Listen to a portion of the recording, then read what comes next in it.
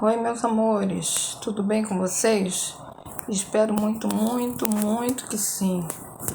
Vou falando igualzinho a minha amiga. Deixa eu falar uma coisa para vocês.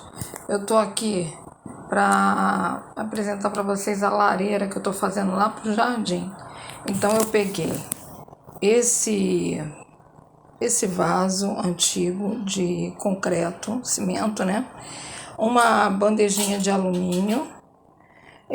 Vou gastar terra, areia lavada e vou cobrir de pedra. Aí vou acrescentar esse bolzinho.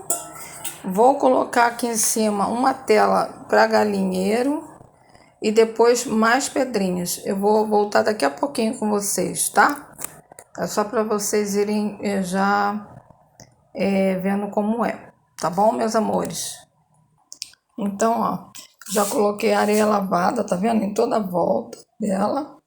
E coloquei o bol. Vocês também podem estar usando uma lata dessas de leite, né? Aqui no meio também, tá? E aí vocês coloquem o álcool, né? Que eu vou deixar lá na descrição. Ou vocês podem estar colocando também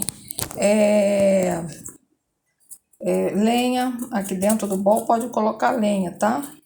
E naquele outro é o álcool, tá bom, meus amores? Agora já volto aí, vou colocar agora os pedriscos aqui.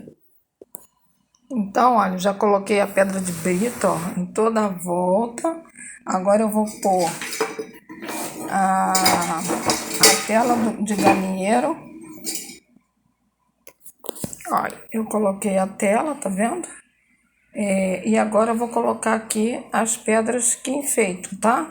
Isso aqui é importante colocar, tá, gente? Na hora de cortar, o diâmetro, deixa um pouquinho para poder dobrar para encaixar aqui, tá? Encaixar aqui nessa beiradinha, tá bom?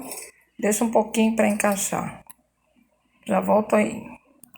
Então, olha, fica assim, ó, com as pedras por cima.